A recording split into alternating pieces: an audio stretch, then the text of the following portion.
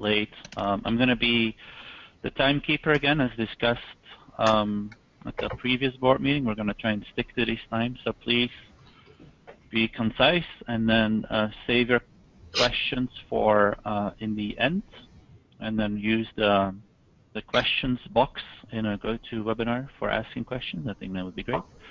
Other than that, the agenda is in the board packet.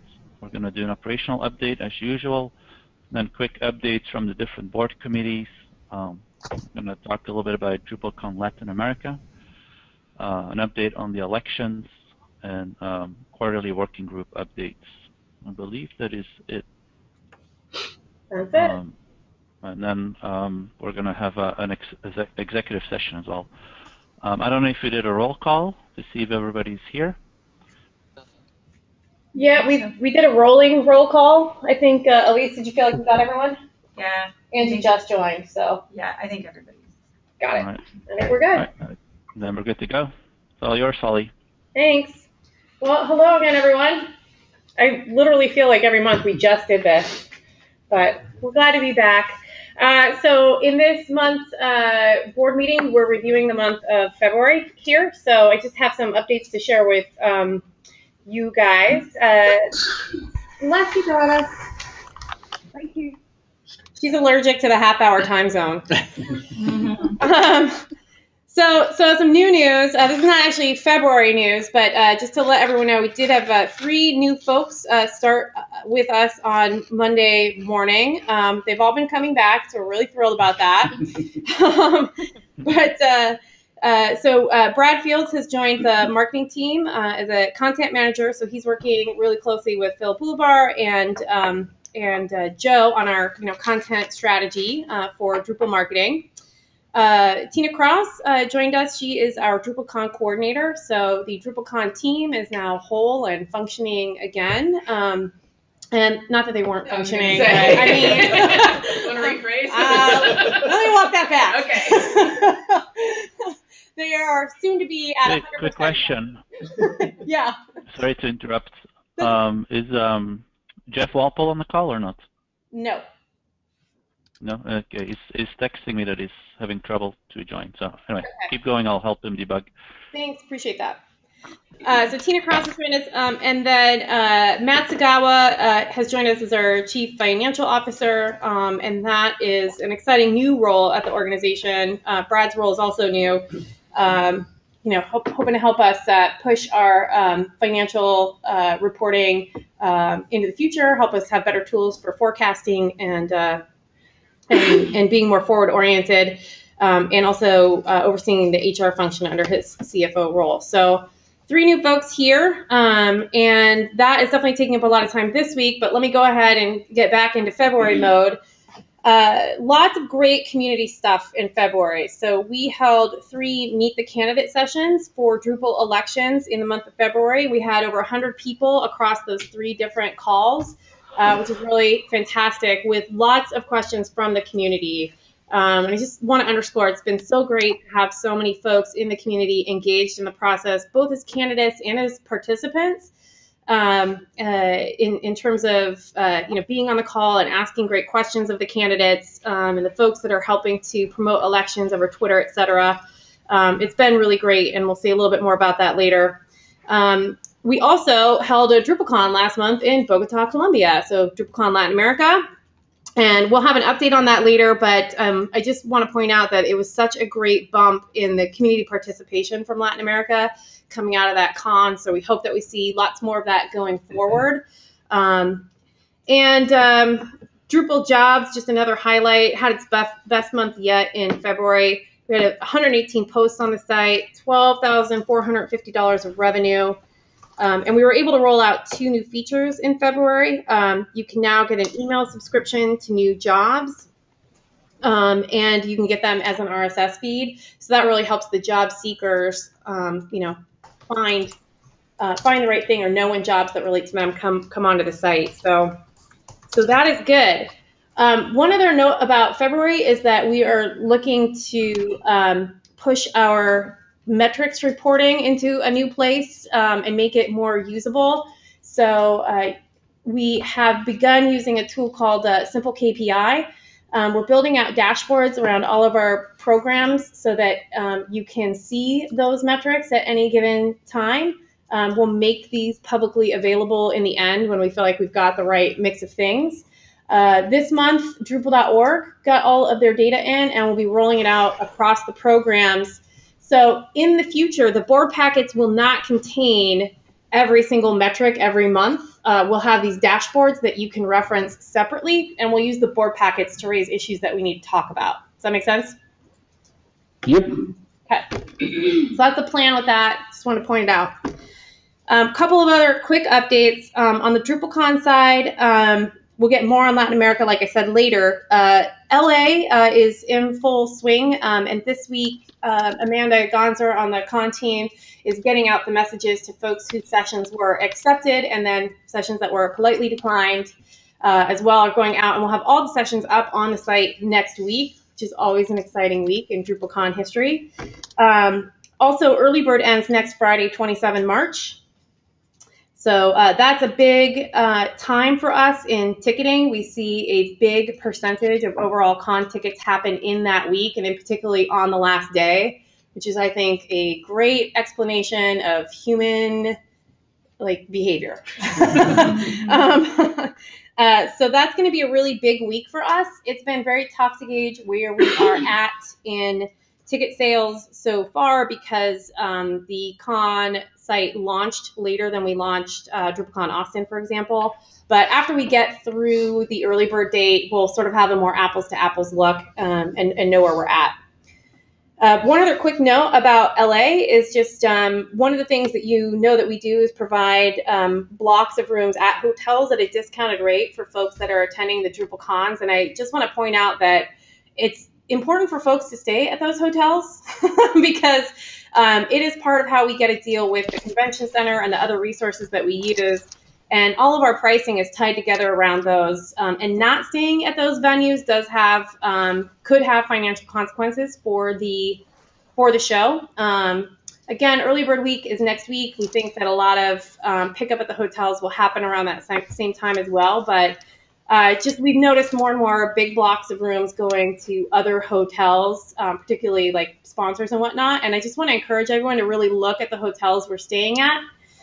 Even if you want to arrange your own block, we would love to work with you to help arrange the right pricing for that block. If you're staying in the venue, we can get credit for that, and that's really important to us. So I just want to say those words out loud.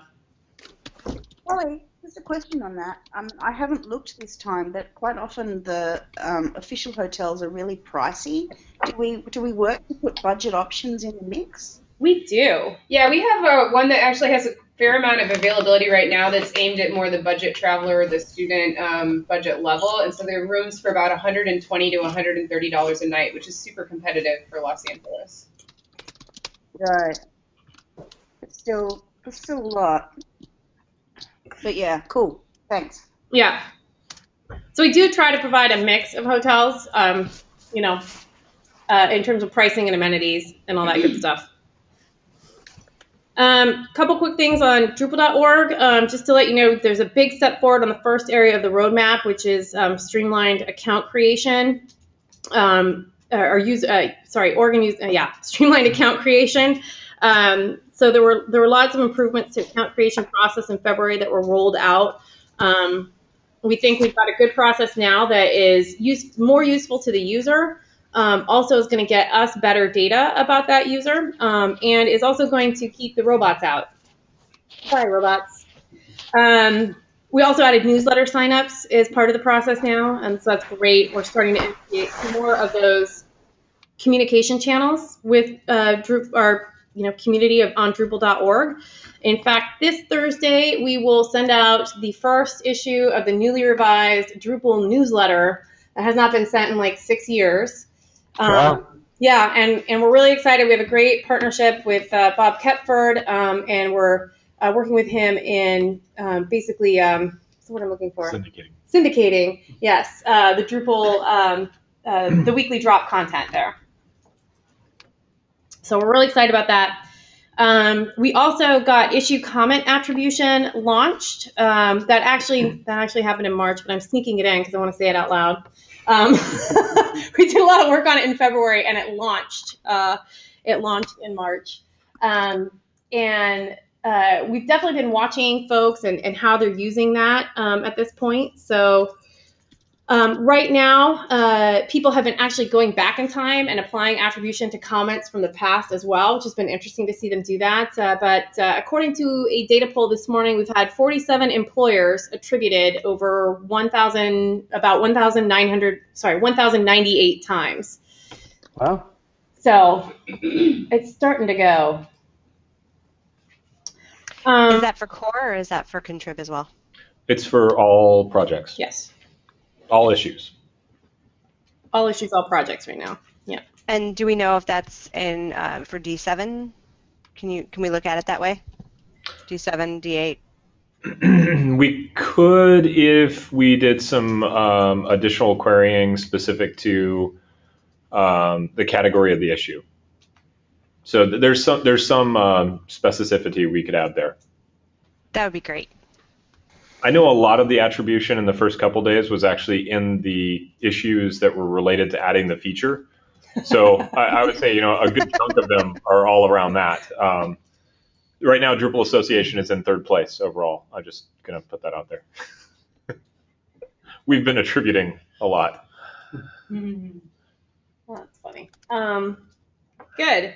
And then just some random bits from around the organization as well, just on the D8 marketing side.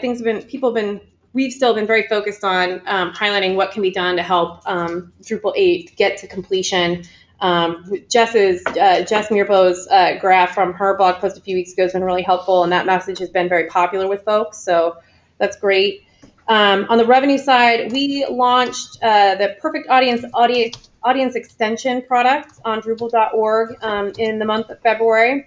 And we are prepping to launch a Try Drupal program, which will be a great advertising platform for hosting companies, but also, this is where we love these programs, these revenue programs that help contribute to funding, but also help drive the projects forward.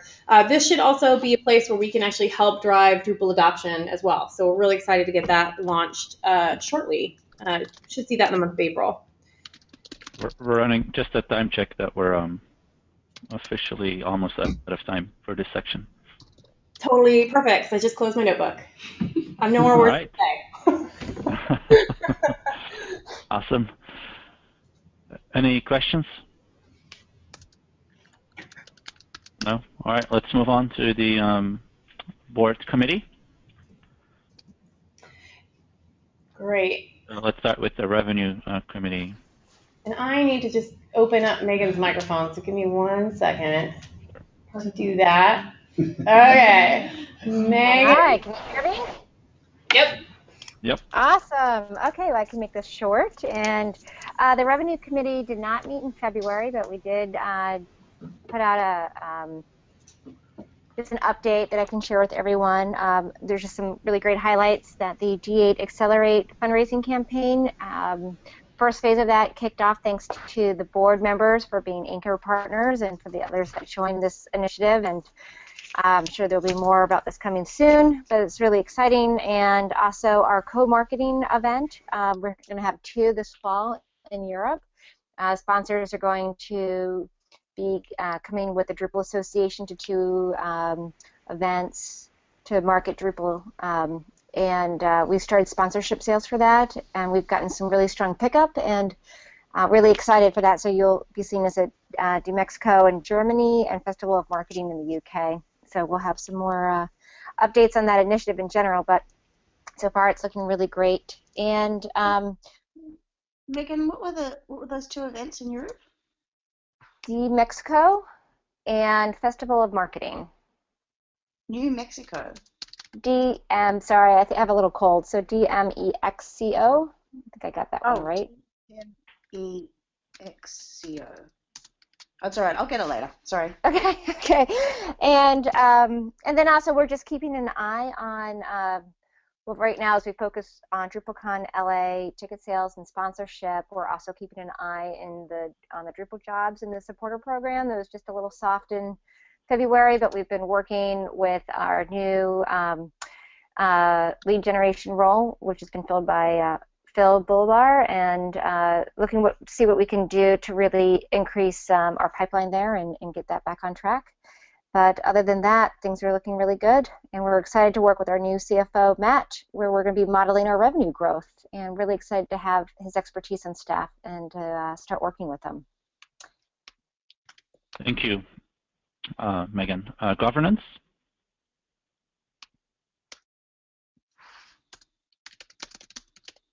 Is Matt on the call?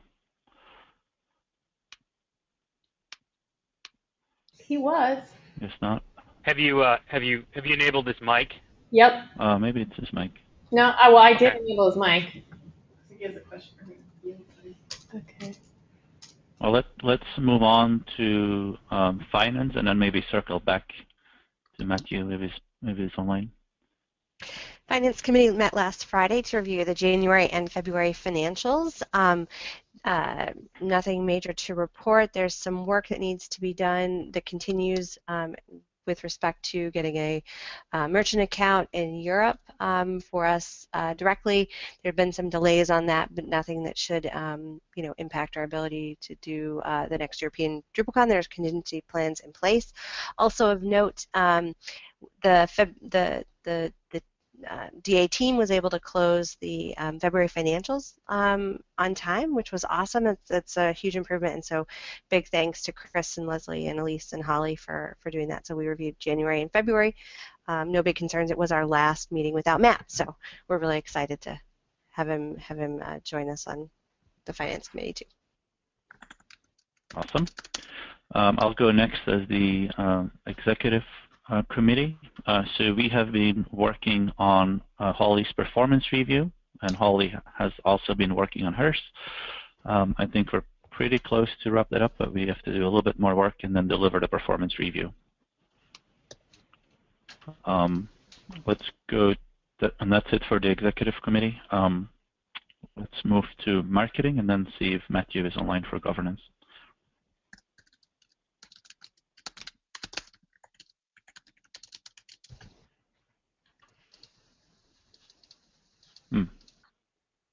Sorry, we were just looking at Gina, but Joe will go ahead and give an update. Yeah, I spoke with Gina 2 days ago. I know that she has been working on rounding up the committee and actually finalizing the members. She has done that, so she has a committee, and I believe she also has a date set now for the first meeting. I'm not exactly sure when that is, but I'll find out. But now that she actually has a committee formed and a meeting scheduled, she's going to formulate her plan along with the committee, and then we'll start to execute. Thank you. And then I don't know if we were able to unmic or locate Matthew, but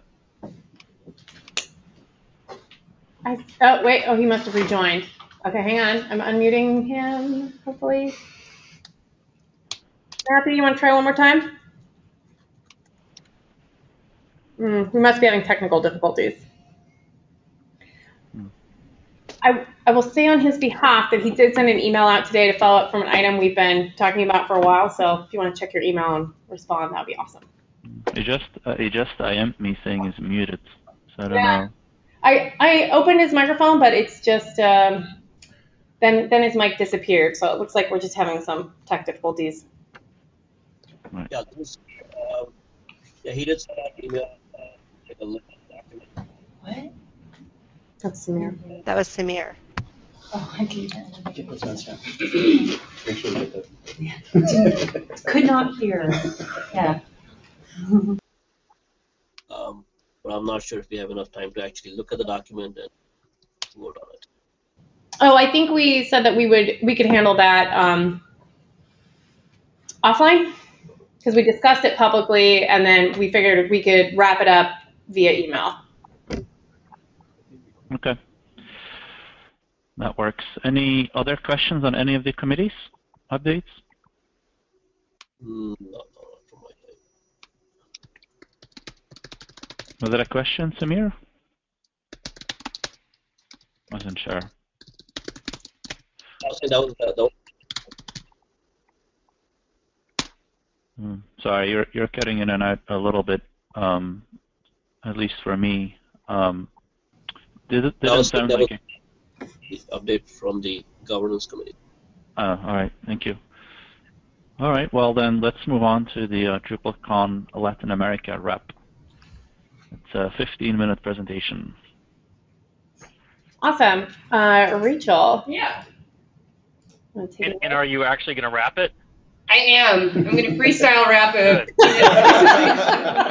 Good. It's getting towards the end of the day. I need some entertainment. It's going to be like cypress hill or salt and pepper. Salt and pepper. Okay. Okay. Slide one. There we go. All right. You're already not rapping. So we had DrupalCon Latin America in February this past month. And okay, so this is kind of the agenda of what we'll run down, their goals and KPIs, the attendance, financial information, the content of the conference, some feedback we got, and then summarizing everything and moving into the future.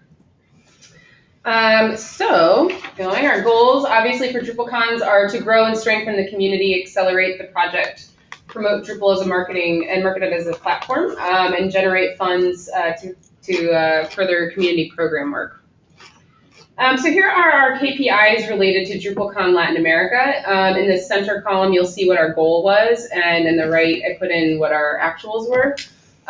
We obviously came in a little bit under as far as attendance goes, but we were able to renegotiate some contracts and some purchase orders and kept our expenses in line with what our new attendance was. And so we managed to come in under our net revenue goal of negative $99,000. We came in at negative $83,000. So that was a great surprise once we balanced all the books at the end of the month. Go ahead. Sorry. And so let's talk about who showed up. We had 263 people attend, which was great. We had pretty much 1/3 of the people in that photograph had registered before 2 weeks out from the event, and about 2/3 registered in the last 2 weeks leading up to the event. So as an event organizer, that was not stressful at all. Go ahead and go to the next one. We basically saw a similar breakdown as to what we see in other conferences as far as where people are coming from their job function. We saw a lot of developers, but we did see a nice slice of our other job types. Fantastically, 48% were Drupal Association members, which is a really great number for us. So we were excited about that. We had higher than Amsterdam percentage of female attendees, but a little bit lower than Austin. So kind of split the difference there, right in the middle. Amsterdam's usually what, like Amsterdam was 11? Yeah. But still above what the industry trends are for tech conferences. So that's good. People were kind of across the board as far as their skill level, although, again, it really closely mirrors what we see at other conferences. So that was kind of another great way to reiterate that this was very much like any other conference. It was just in a different location and a different scale. So we have people using Drupal in a variety of ways. We had quite a few Drupal shops show up, which was really kind of cool. I know that it was a great place for people to kind of connect, and not only just Colombian companies, but obviously from companies all throughout the region. So more shops, fewer site owners. It'll be interesting to see if that plays out, that same trend plays out in other countries. Yeah. So less of not an opportunity to be a true marketing event, these cons, if that's the way they trend, right? Yes. Yeah. And we did a really good job of representing the region and the world. We had 23 different countries represented in 4 continents. We had 12 different Latin American countries, and our most populous attendee country was Colombia, if you can believe it. So we had 90 Colombians there, which was great. This kind of gives you a little bit of a view of where everybody came from. We had people from as far away as India and South Korea, quite a few different countries in Europe, and the US sent quite a few as well. So the financials. Again, this is kind of breaking, we'll go into each of the different line items, but overall we were, the income came in a little bit under with our lower than what we had projected attendance. But again, we were able to keep those expenses in check and renegotiate contracts so that didn't run away from us, and we didn't end up greater in the hole than what we had projected. So overall, things came out pretty great. We had $41,000 in ticket sales and $62,000 in sponsorship. We exceeded our sponsorship goals. That was wonderful to see people really step up and want to engage with the local Latin American community. And again, so 37% came in the last 2 weeks. I inverted those numbers earlier, but a lot of people came in the last couple of weeks, just similar to Amsterdam. So that was kind of interesting that our last two conferences have both seen massive registration surges in the 2 weeks leading up to the conference. So please don't be a portent of the future. Yeah. And so here's an accounting of our expenses. So our overhead and staff wages is our top line item. And then obviously we need to feed people and we need to get our crew to the event. We had event planning services that helped us with contract negotiation contract negotiation and venue selection. And then registration materials. So that's things like your program guides, your t-shirts, your tote bags, things like that. And then we did offer grants for scholarships for speakers who were able to apply for, I think, up to $1,000. I can't remember the exact amount, maybe $600 in money to go help them get to the event, which was great. So we had $7,000 allocated for that. And okay, all the slides. Sorry. Fancy. Okay, and then one of the really great things we did with this con, which I don't think have done for any other cons, was we offer translation services. So in the plenary room, which had sessions throughout the day, we translated the sessions into the 2 other languages. So if someone was presenting in English, we translated it into Spanish and Portuguese. And so that was great that everyone could experience the keynotes and understand what was going on, and then everybody could come in and find a session in their native language in that room. And that was a free service that we provided to the attendees. So that was really well received. The rest just kind of detail some of the logistics and production things, space, Wi-Fi, design for the site, and program guides, things like that. So let's get into the content. We had some pretty highly attended sessions. We had 4 concurrent sessions. I'll let you just kind of cruise through that list if you're interested to know which were the top 10. This is those. These were they. These are those. These are them. The YouTube views. So we had, since we had a smaller than average turnout overall, we kind of as a direct correlation had a smaller than normal turnout for survey evaluations for the sessions. So rather than showing what the responses were from those approximately 13 people who filled out the surveys, we thought we would show which sessions had been the most popular on YouTube. And so this is kind of the rundown on which ones have been most widely viewed. And so we had, again, about 5% participation on the evaluations. So these are some of the observations that we received as far as sessions and content goes. The translation services were really appreciated. Some of the sessions in the other session rooms were presented in Spanish or Portuguese, and people, we did have, I think, one session where people translated back and forth. They had a friend come up and help them work their way through the presentation in Portuguese. We heard great feedback that the content was just as good a quality at any other DrupalCon, and they were excited that the con was really, delivering that same experience that they felt when they went to ones in North America or in Europe. We did hear a little feedback that there was an interest for a few more business-focused sessions, so that was interesting. And we were also pretty excited that we had speakers from a variety of countries, and we had a higher than our attendee ratio level of female speakers. So that was really exciting. I think the sprints were actually one of the most successful aspects of the con. We had a whopping 38.4% of conference goers attend the sprints, which was just wonderful. And if anyone was on site, we had a little bit of a wireless internet issue for the first couple hours of the sprint, but people did a great job of just kind of rallying together, working on things that they could offline.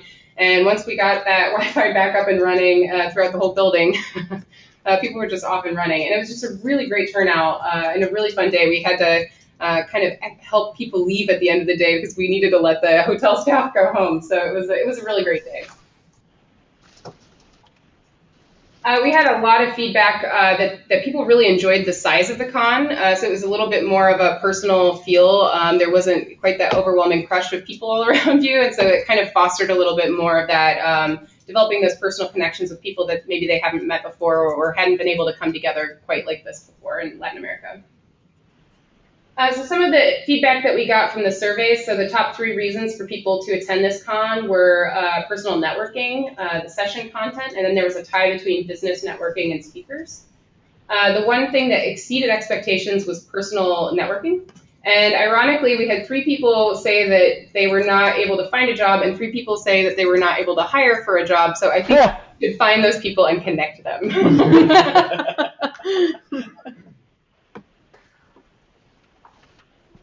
Okay, so this kind of breaks down how satisfaction levels came out as far as the various activities related with the con. People were pretty satisfied with the communication that we provided.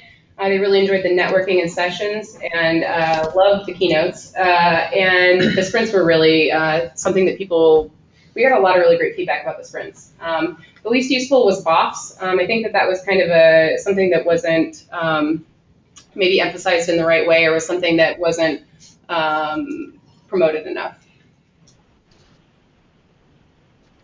So this was some really great feedback that we got. We had 0 people say that there was less value than what they expected, and so that was really kind of cool. We had the majority of people say that the value was somewhat more or much more than what they anticipated for the ticket price. So that's a really great reinforcement that it was a great event. So the smallest slice of the pie here is this somewhat less value. Yes, great. So here's a couple snippets of feedback that we got. For the most part, the feedback was pretty positive. People really loved the keynotes. They loved the size of the con and that they were able to connect with new people. I think people really appreciated that there were a lot of languages flying around and that it was kind of a fun thing to try and connect with people who were 2 different native language speakers trying to connect with maybe their second languages or third languages, and it was just kind of a fun environment. And we heard some feedback for more vegetarian options on the food. And astoundingly, we had one of the highest net promoter scores of any con that I've ever seen anywhere. Yeah, so we were really excited about that. People loved Dries and Larry's keynotes and really enjoyed sprints. And Tejo was pretty much the unsung hero of DrupalCon Latin America, which is one of the social activities, I think on one of the first nights. And the only real kind of critical feedback that we received at this point was that they wanted even more social events. So they wanted more of it. And so that was one thing that they really reiterated. They wanted more parties. I will just add the caveat, as much as I would love to say our net promoter score was 80 everywhere, just add the caveat that we had, a small conference to begin with, which makes your sample size hard, and then an even smaller number of respondents to the survey, right? So, but we're going to take this 80 and put it in really big font anyway. All right, so overall, we found that Latin America came to the con and showed up, and everybody had a great time. The keynotes were a great hit, and the sessions were considered to be top quality, and were really appreciated that they were translated into 3 languages. We had a really remarkable donation by Lingotech. They took, I think, 25 of our sessions and translated them into the other 2 languages for our YouTube channels. So it makes that reach even further. So people looking for these sessions in English, Portuguese, or Spanish can go online and find those languages in those find those sessions in those languages. Again, sprinters turned out like no other con before. We had such a great turnout for sprints on Thursday. And we did have moments of internet connectivity issues, particularly during the first hour or 2 of the sprints.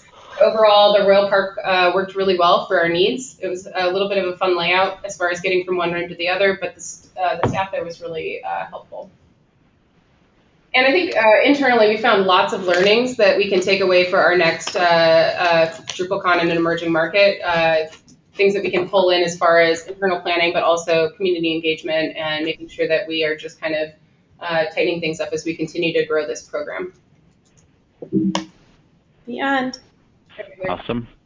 Thank you very much. You know, I was there, and I thought it was really well run and executed. So, you know, thanks for all the hard work to put in our first conference in Latin America. Thanks. It looks like we have questions real quick. Yep, we have a couple of minutes for questions. So yeah, so should we, a question from Angie. Should we make last minute prices much higher to encourage earlier registration? Yes, we do that a little bit as of now, but that's something that we could always exploit maybe a little bit more, kind of boost that ratio. Right now, we kind of continue the same pricing proportions year to year and from con to con. So that's definitely something that we could look into. Yeah, if that trend continues, we're gonna want to really incentivize early registration. What's the other question? Oh, and the other, Donna has a comment. Oh, having vegetarian food as a default at DrupalCons. I love that idea, Donna. I know that's a really great way to reduce the carbon footprint and something we can definitely look at. The food is always one of the touchiest subjects with a con. That's something that we hear about, whether people love it or prefer something else. But I think that'd be a really cool option for us to explore. We could try it on a day, right? Like try one day, and probably not LA because we're already there. But I will say for the North American con, one of the most popular food comments for special dietary needs is more bacon. So those people may be out. True story. True story. Well, that's because bacon actually is a vegetable. Oh, okay. The thing about making the veggie food default is you can actually still have an option of saying, I want meat, but you have meat on the side rather than meat in everything. Yeah, yeah. Was there other questions? That was it. I think that's it. All right. Awesome. Thank you. It was a great update. So the next section is an update on the elections. Yeah, and I can probably do this in under 5 minutes, but I just wanted to remind everyone in this public space that voting for the elections closes on 20 March, so that's this Friday at midnight UTC, which we've discovered is not 4 p.m. anymore, but 5 p.m. Pacific, where we live. So at 5 p.m. Pacific on Friday, we'll be turning the voting off. Right now, we've got 1,300 votes in the system. As a reminder, last time we ran elections, we had about 660 votes total. So it's a good turnout, but I'm hoping that, like everything else the Drupal community does, all the voting will happen in the last day, right? Like that we'll get lots more votes is what I'm trying to say. But we've been really pleased with the turnout so far and the enthusiasm from the community.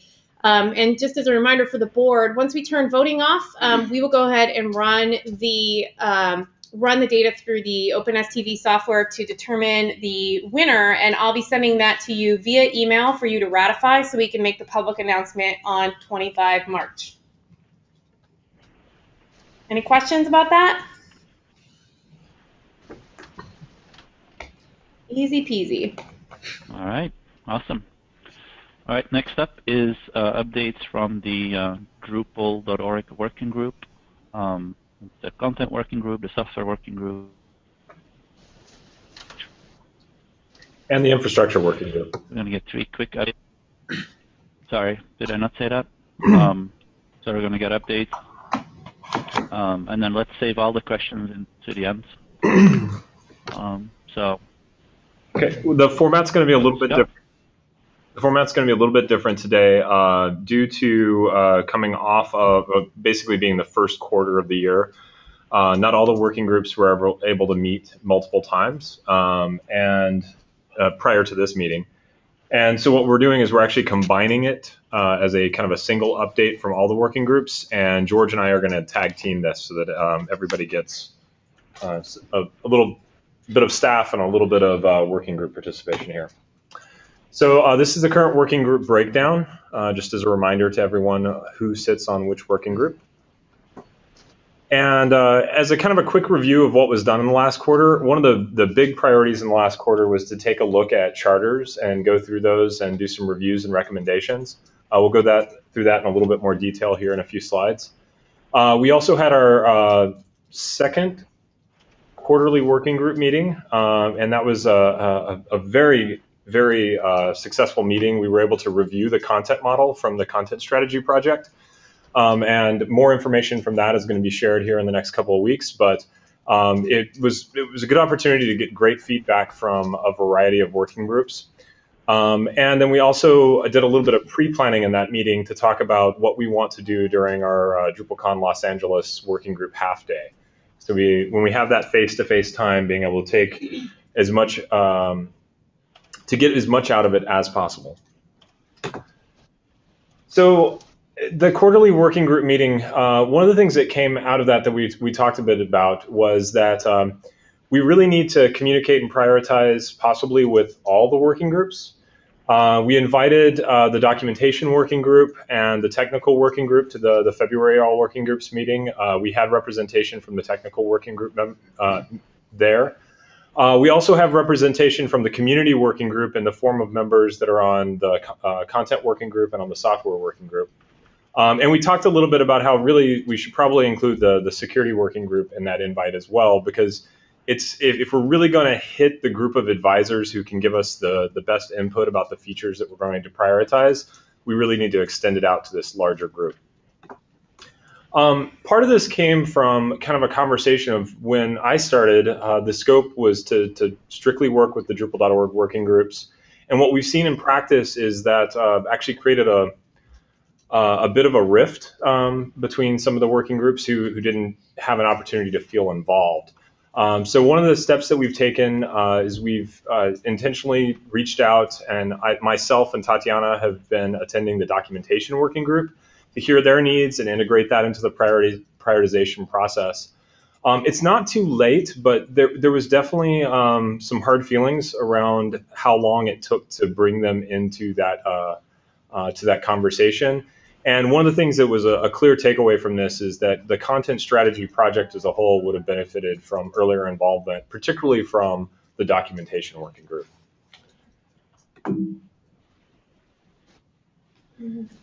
This is what I get for letting Holly run the mouse while I run the keyboard. Sure, blame me. So it was like 5 feet away from me. Even my long arms couldn't reach it. That just explained our entire working relationship. Right there, yeah. Whenever when the working groups were put together and that governance was presented, this was kind of the original layout. And George, you were going to talk to this a little bit and kind of talk about some of the background of why it was structured. Yeah, a little bit. So thanks, Josh. So Josh asked me to help present these next few slides. As someone who serves on both the content and community working groups, I can provide a little bit of background and context, which many of you will already be familiar with. But basically, the current governance model goes back to this some of the sprints that Dries led back in 2012, and out of those sprints came proposal for 2 sets of working groups. One set that derive their authority directly from Dries, and one set that derives its authority from the Drupal Association Board. Specifically, the 3 Drupal.org working groups were chartered in 2013, that's the software working group, the content working group, and the infrastructure working group. And their goal was to collectively serve as the product owner for Drupal.org until we were able to hire a full-time CTO. So if you go to the next slide, you'll see that as it plays out, there are some shared responsibilities between the different groups, even though for the most part the charters have been written in such a way that kind of precludes that. So for example, as the chair of the content working group, it specifically says in our charter that we're not responsible for anything that's documentation, and we're not responsible for driving marketing. The reality is that the work that we do in the content working group absolutely touches on those areas because we are responsible for the overall content strategy and an experience of Drupal.org, which includes documentation and marketing within it. and so that's always been a little bit of a tension with the current model. If you go to the next slide, you can see a similar issue with particularly the infrastructure and security working groups. I'm not as personally familiar with these, but also as well with, software group, technical working group, basically having to do with the different kinds of developer tools and features that are available on Drupal.org, and and these different groups, even though they have separated responsibilities, do have a kind of a common stake in the outcome of some of these efforts. So if we want to skip to the next slide then. So here we are now. We're 2 years later. We now have a CTO who has been on the job for about a year now, and it is time to revisit things. So big item number one, of course, is making sure that there's better communication and coordination between all the groups. So as Josh said, starting this year, we've been having quarterly meetings. The plan is to have 2 of those in person at DrupalCon, 2 of which will be via video. We also now have an all groups listserv that where we're able to share what we're working on with each other and keep everyone in the loop. There's some other things that have been going on as well. Obviously, Josh has been present at. He's been present at all the content working group meetings, and I'm sure other working groups as well. Tatiana also serves on all 3 of the Drupal.org working groups, and so there's a fair amount of staff involvement and coordination with that respect. And then we also, all the working groups also participated in the process for kind of helping put together the prioritized list of features, that roadmap for Drupal.org.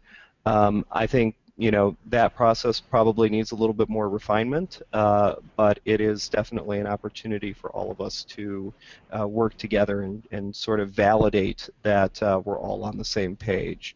And then I know there's also been some work that the software working group has been doing to kind of streamline their process as well. And I can kind of go over that in summary. The software working group has merged its leadership teams. We used to have a community tools leadership team, developer tools leadership team, and then a localization leadership team. And what we were finding is, one, it was very challenging to get all the meetings scheduled because that was a lot of additional meetings where there was a lot of overlap. And many times the people that were participating because they had a particular community initiative or maybe even a strategic initiative that staff was working on that they were focused on. Rather than getting updates for all of those projects, they were more interested in just having a good way to communicate. And so one of the steps that we've taken is we kind of pulled them all together into a list of advisors, and we're going to start using them as part of our notification whenever we have a particular feature that we really want feedback from a group of active community members who have been involved in these discussions over time. Mm-hmm. So if we want to move then to the next slide, the other thing that we've been working on in the working groups, the Drupal.org working group specifically, is updating our charters to better reflect the real-world role that we play in terms of our interactions with the CTO and the DA staff. And the way that process worked is that each working group got together, met, we suggested our own changes, and then we worked with the staff to make sure that the charters were as consistent as possible and made the most sense. And so the biggest kind of change overall is that instead of as in the previous iteration of the charters, being directly responsible for execution on our various areas of jurisdiction, we now serve more as of a community advisory role, helping provide Josh and the staff with the context and the expertise and just that kind of community experience that's necessary to make sure that staff is executing on various initiatives in a way that not only meet the needs of the project, but are also consistent with the values and expectations of the community. And yeah, and that's my bit.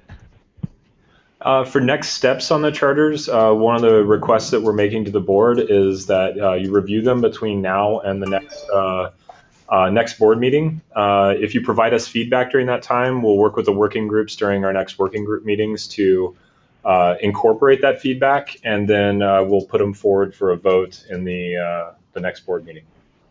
And you want that feedback as comments in the documents? Comments in the documents would be great. Okay. One last bit of update from the working groups, and this comes out of the strategic initiatives that I've talked about a lot of times at this point.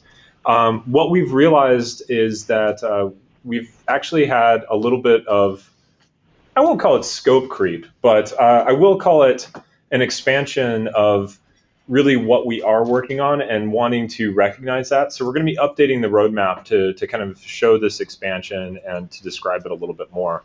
One thing that has definitely taken up more time than we had originally planned was Drupal events. I will say, though, I think we've got a registration process that may be one of the best conference registration processes out there. It's really huge improvements. Also, the design is phenomenal on the LA side. If you haven't had a chance, please do take a look at it. The content strategy and design project, we originally called this the responsive redesign of Drupal.org, and really we're incorporating our content strategy work and the ongoing work that we're going to be doing from the design system. And this is bigger than we can really represent in a single initiative, so this will likely be broken out into some smaller initiatives as we go. And we're going to need the working group's help in prioritizing those and making sure that the content strategy work that we're doing is being influenced by all the working groups. We also are recognizing that infrastructure stabilization has taken on a huge role in our work. It's certainly not as a percentage of our time. This has not been huge, but as an importance, it's something that is ongoing.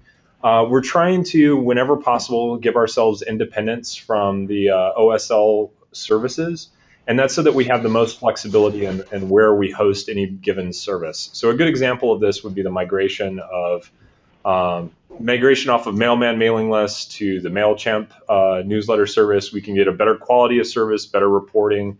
We've done similar things in terms of doing some of our own independent monitoring, which has given us more options for tracking things in our infrastructure and making sure that our services are stable. And also in things like the CDN and the recent move of the FTP infrastructure over onto a CDN as well. All of that is giving us a more stable, more independent platform that we can tweak and make perform the way we want. Drupal CI, which was definitely a community initiative in our previous prioritization, it's been requested that staff help in getting this over the finish line so that we can get it out of the way as a Drupal 8 blocker. So that's definitely worked into our plate, and we've got an upcoming sprint on that, actually just 2 weeks away. Localized.drupal.org has also been something that was a community initiative, and Gabor and Sebastian have actually asked for some help in getting that across the finish line. So we're in the next month or so, we're going to be applying some staff time to help finish that upgrade, because it is also a Drupal 8 blocker, and so it's critical that we get involved in that. And then one of the things that we had on the list but is definitely changing is the update of Drupal groups. The content strategy is going to end up affecting this. So we're trying to pull together in the next month a group of longtime maintainers and or community members that have been participating in Drupal groups that can help us make some decisions about the ways that we want to change the content structure of Drupal groups to make it a better place for our user groups and our local user groups and our interest groups going forward. And that is the summary. Looks like we have one comment. My comment that I put in? That is yours, Dries. Go for it. No. Sorry, I can see. I can't see the questions, but so we have about 8 minutes left for discussion if we want. I was just going to throw out that when we created these charters, I mean we kind of did them all over, many months. So it's not unlikely that we didn't think, and that we find these, that things in practice may not always work as smooth as they could be working. Like some of the recent challenges, I guess, around related working groups or content related working groups. By that I mean the documentation working group, the D2O content working group, and the marketing working group. So not entirely surprising, I guess, that these things may not, may not work perfectly. And so, more than happy to revisit these things as well. Like, even if there was more dramatic proposals, so to speak, in terms of how we divide things differently, or how these working groups work together, or maybe potentially merge these working groups. I don't know what the solutions are. All I wanted to throw out there is that we can think differently about them and make more radical changes if that is what we believe is useful. So that's my comment. And no, thanks, Dries. Yeah, we definitely, speaking again strictly for the process that we went through in the content working group, we actually did, when we, got the heads up that, we should probably go back and revisit our charters now that, the landscape had changed, which is, welcome for us. We did go back, and we had a couple of private meetings that the staff didn't participate in, and and some offline communication where we sat down and said, okay, let's think about this really seriously, and what changes we might want to make, and and where we ended up coming to is where we're at. So I think the nice thing about these, at least our charter change, is that I feel like it gives us a little bit more flexibility, that we're not quite as, our role is not as strictly defined as it was before. So for example, we, in the current version of the charter, we're supposed to come up with, we are responsible for every single policy that's applied on Drupal.org. And that actually is pretty time consuming, and it was something that ended up being a distraction for us from our kind of larger strategic goals. And and now as a more advisory group, we can certainly review and advise on strategy and that sort of thing, but we're not responsible for drafting it, which means that we can take more time to focus on bigger picture, bigger impact initiatives. Awesome. Well, thanks for thanks for the leadership there, and getting people together. So that's good to know. I'm really excited about the quarterly working groups going forward and bringing in the other working groups to have a voice. I think we're not at the point that those working groups, I think, necessarily need to go through the same charter revision process, but it will definitely give them a seat at the table in helping prioritize the work that staff is able to spend time on. And I think that act of letting them have a voice and letting them get heard is going to be much more healthy going forward. So even without changing any real structure, I think it's a positive step, and it makes it easier for me to communicate change as well, because we can go faster if I have a clear list of people that I know if I have their feedback, then I kind of have a go ahead to work forward.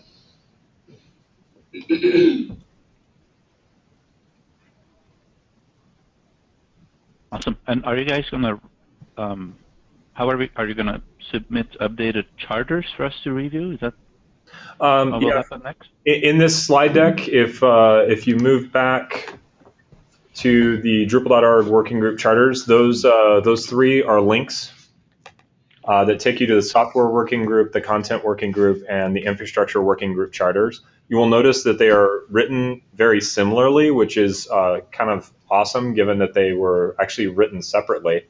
We helped compile them, so I won't say that there wasn't, some wordsmithing in that process, but I think all the working groups came to very similar conclusions without a lot of difficulty. So there's some definite themes that go through all three of those that are very similar. I will send direct link those out to the board list as well, so you guys don't have to go digging for them later. Awesome. All right. Well, we're kind of out of time. We had an 8-minute delay in the beginning, but I'll say one other quick thing. There's an email thread for the different board members around. We have to take a vote on. Where is it again? I think it's revising the charter to reflect the term limits. Correct. Thank you. So we'll do that vote in email. A number of us have already voted, so this is just a reminder to check your email and to vote. All right. Well, is there any other general questions? If not, we can adjourn and move on to the executive session. See you guys there. Thank you. All right. Thank you.